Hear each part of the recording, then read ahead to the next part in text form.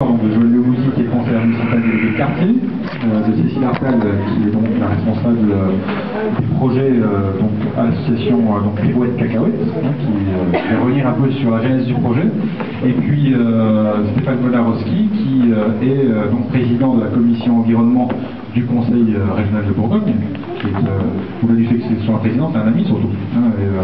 Je le remercie pour sa présence, malgré son agenda chargé. Et puis j'aimerais bien que M. Berdon vienne à mes côtés, et M. Viard, est-ce qu'il est là? Non. M. Bach, alors, tu vas venir. Vous allez venir à mes côtés parce qu'en fait... venez tous les deux. Vous pouvez venir aussi d'ailleurs.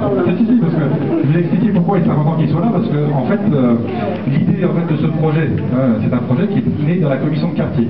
Et à la base, donc c'est M. Lardon, M. Viard et M. Bach, et puis tous les adhérents de la VFO, il y en a quelques-uns qui sont présents, qui sont bien connus, puisque vous savez qu'on vous sollicite d'ailleurs pour plein de choses, n'est-ce pas, notamment pour les panneaux qui sont au bord du ruisseau, puisque vous avez bien participé, je vous en remercie. Et donc c'est une idée qui est née à la commission de quartier. Commission de quartier qui est très active à la Fontaine-Douche, puisque c'est celle qui est à l'initiative de la fresque urbaine qui est au pont de la vue du lac.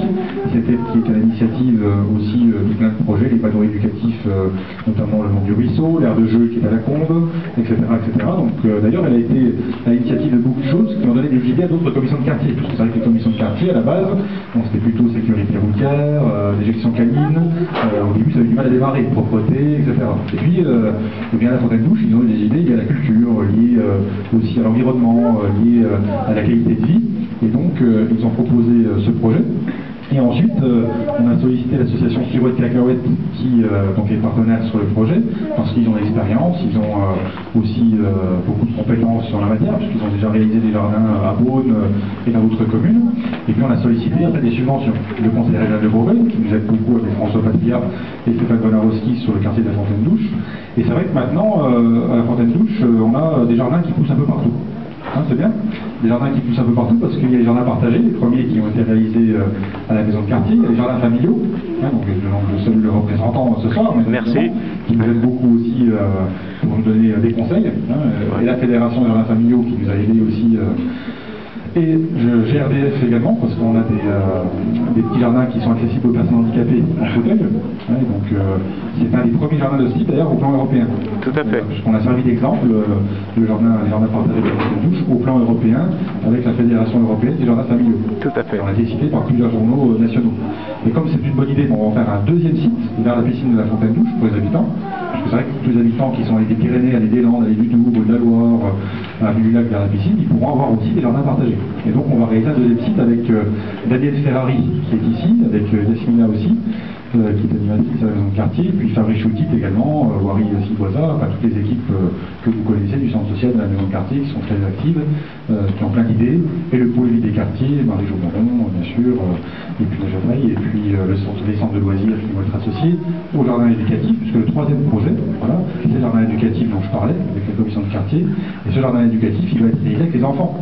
Et je crois que c'est important d'associer les enfants, bien évidemment, à ce projet, parce qu'ils vont pouvoir participer, être acteurs, et puis c'est demain, ce sont eux aussi qui l'utiliseront avec leurs parents, et c'est ce que l'on souhaite, avec les familles du quartier. Et l'idée, c'est vraiment d'associer tous les habitants à l'élaboration de ce projet, vous en direz un mot.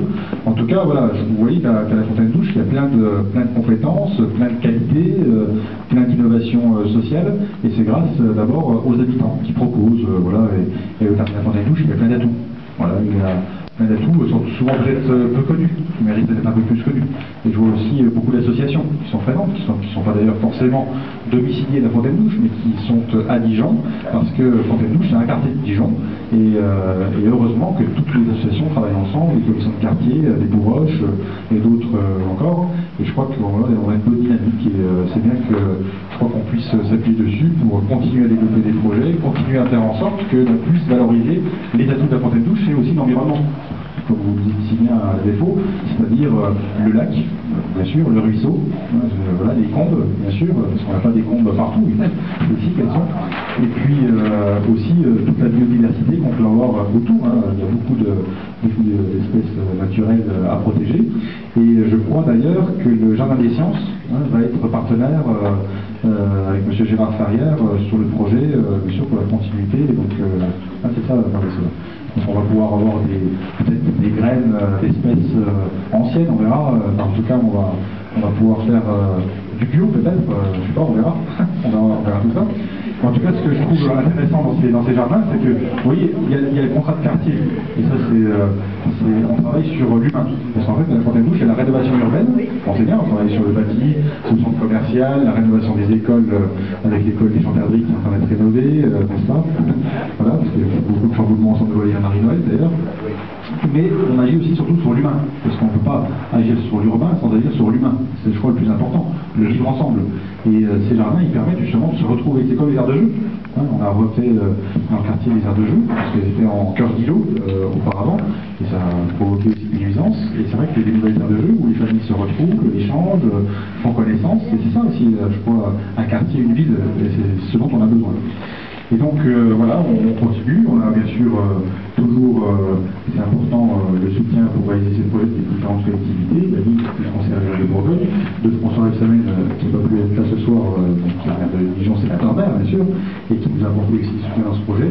Et puisque dans chaque commission de quartier, on a 40 000 € en fait de dotation pour chaque commission de quartier. Donc ce sont les budgets participatifs. Voilà. Et le budget participatif de la commission de quartier il va servir notamment à ce projet. Je crois qu'il y a un autre projet, c'est Soutenons pour réaliser une aire qui permettra de faire des vide-greniers par exemple, ou d'autres actions. Hein, voilà. Et puis le troisième, je ne sais plus, la troisième, je crois que c'est plutôt rue Faubourg-Rennes par rapport à la sécurité routière un peu non dynamique. Et voilà, donc voilà ce que je voulais vous dire, je ne vais pas être plus long, mais en tout cas, moi je vous remercie de votre présence nombreuse ce soir, ça montre que tout le monde est motivé pour ce projet, et puis j'espère que vous allez vous y impliquer surtout, voilà, parce que c'est grâce à vous qu'il pourrait être une réussite, d'abord pour le réaliser, puis ensuite surtout pour le faire vivre, parce que cet espace qui va être réalisé près du ruisseau, ça va être votre espace, voilà, l'espace des habitants, c'est vous qui, quelque part, le ferez vivre, donc ça c'est important. Hein. Voilà, donc je vous remercie de votre attention, puis je vais donner tout de suite la parole donc à Cécile.